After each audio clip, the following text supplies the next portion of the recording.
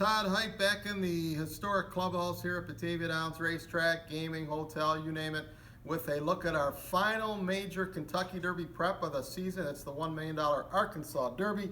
Now this is race 11 at Oaklawn. Post time is 7:18, so we're just going to get this one under the wire here as our thoroughbred wagering cuts off at 7:30. Unless you're here at Batavia Downs, we take thoroughbred wagering all night long. They're here. So it's a wide open race, a big field of 12 horses. Kind of wild results last weekend. We had Irish War Cry last week winning the Wood from slightly off the pace. That was a new dimension for him and certainly should bode well for his chances the first Saturday in May, now that it looks like he's a little bit rateable and can use that tactical speed. We had a maiden winning the Bluegrass Stakes, which was quite a surprise, and we had a very slow running of the Santa Anita Derby. Very slow, and doubtful any of those horses will be huge contenders, although I think I did pick Gormley to win, but not proud of it considering how slow he ran in that race. So what's left? It's the $1 million Arkansas Derby on Saturday. I'm going with the undefeated, and every track announcer calls it a different name. I'm going to call it Malagasy from Post 12. Todd Pletcher trains.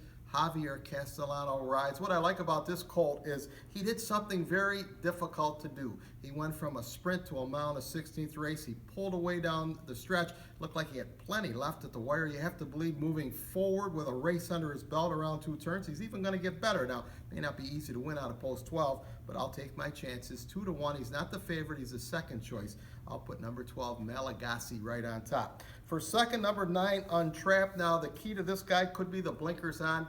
Top connections, Mike Smith in the ride. Steve Asmussen, the trainer, was third in the Rebel behind Malagasy. Perhaps the blinkers move him up. For third, I'm going to use the 2. Now, this was the 2-year-old champion, the horse we actually picked in the earlier in the season in the Holy Bull. That's Classic Empire. How impressive he was last year as a 2-year-old, earning $1.4 million. Now, he's only had 1 start this year. He did not run well in the Holy Bull. He's been on the shelf since. Tough to take him at 8-5 or maybe less, but certainly if trainer Mark Cassey is able to get him back to his A game, speed figure wise, he is the fastest horse in the race. And if you really want a crazy long shot, if you just want to throw away a couple bucks on a horse that we know is going to be 20-1, how about number 3, Silver Dust? Now, he runs like he can go all day, so the 1.8 distance should not be a problem. The key is he's putting on blinkers, and he had a very good workout probably in those blinkers, and perhaps that's what he needed. And at 20-1 or 25-1,